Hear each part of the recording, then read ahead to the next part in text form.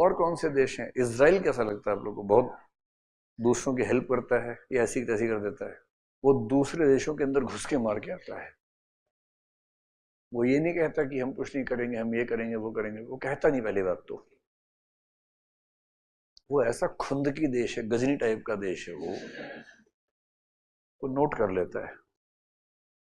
और अगर किसी ने उसके देश पे हमला किया है, वो नोट करके उसके बाद छोड़ देता है अपने फोर्सेस को पीछे। और 10 साल 12 साल 15 साल भी पकड़ में ना आए तो 15 साल बाद खबर आती है कि किसी तीसरे देश में एक आदमी को अचानक कुछ लोगों ने रॉकेट लॉन्चर से मार दिया। पता नहीं कौन था, उनको पता है कौन था। 15 साल तक भी नहीं छोड़ते भाई। एक बहुत इंपॉर्टेंट ऑपरेशन था, उस ऑपरेशन का नाम शायद थंडरबोल्ट है, आप देखिएगा, है ना। बड़ा मतलब यूनिक ऑपरेशन माना जाता है। इजराइल की एक फ्लाइट उड़ी, फ्रांस की तरफ जा रही थी, उसको किडनैप कर लिया गया और किडनैप करके एक दो कंट्रीज घुमाते हुए अंत में लीबिया में शायद ले गए थे, कर्नल गद्दाफी के यहाँ, युगांडा में, सॉरी युगांडा में। हाँ, युगांडा में उस समय ईदी अमीन थे ना उस समय शायद। हाँ, ईदी अमीन के समय की बात है। उसमें करीब मतलब 100-150 लोग थे, इजराइलिस काफी ज्यादा थे, बाकी कुछ और कंट्रीज के लोग थे। ये इजराइली कर सकता है, किसी और कोई और सोचेगा भी नहीं ऐसा जो उन्होंने किया। अब वहां हवाई जहाज में उनके लोग हैं, कैद हैं, एयरपोर्ट से आसपास उनको बिल्डिंग्स में रखा हुआ है, धमकियां मिल रही हैं, सबको मार देंगे, ये कर देंगे वो कर देंगे।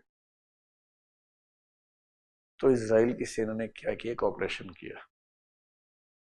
एक फ्लाइट से उड़े, आधी रात को सीधे युगांडा के एयरपोर्ट पे उतरे, कुछ घंटों में सारा ऑपरेशन निपटा दिया। उन बिल्डिंग्स में गए, जितने उनके सैनिक थे एयरपोर्ट पर सबको मार दिया और अपने सारे पैसेंजर्स को बिठा के फ्लाइट में वापस लेके आ गए। और इस पूरे प्रोसेस में सिर्फ एक आदमी की जान गई, उसका नाम था Jonathan Netanyahu, who happens to be real brother of Benjamin Netanyahu, the Prime Minister of Israel, जो लंबे समय से प्राइम मिनिस्टर रहा, बीच में हटता फिर आ जाता। ये हरकत वही कर सकते हैं भाई। भारत वाले शांतिपूर्ण बातचीत करते हैं। आजकल थोड़ा भारत का भी हो गया कि लोग डरते हैं, पता नहीं क्या कर देंगे। जैसे पाकिस्तान इस समय हरकत नहीं करेगा, उसको पता है कि एक तो मोदी जी हैं, अमित शाह हैं, योगी जी हैं, इलेक्शन आने वाला है। ये बड़ी खतरनाक चीज है भाई। सरहदों पर तनाव है क्या, पता करो देश में चुनाव है क्या। तो चुनावी साल में हम लोग आने वाले हैं, अब बम पटाखे ज्यादा बजेंगे। तैयार रहिए खबरों के लिए। So the basic concept of real politics, बाकी सब बातें भाड़ में जाए। तो रियल पॉलिटिक्स समझ में आ गया। नो इथिक्स नो मोरालिटी, सिर्फ एक चीज है, अपना फायदा।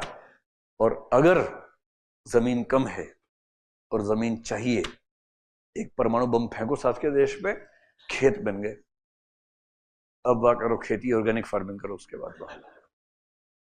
और जो जो वहां मरे उन सबको अंदर गाड़ दो, उनकी जो न्यूट्रिएंट्स होंगे वो भी काम आ जाएंगे। और उसके बाद इस तरह की अप्रोच अगर है किसी कंट्री की, तो उसको बोलेंगे रियल पॉलिटिक बेस्ड अप्रोच, यानी कि रियलिज्म।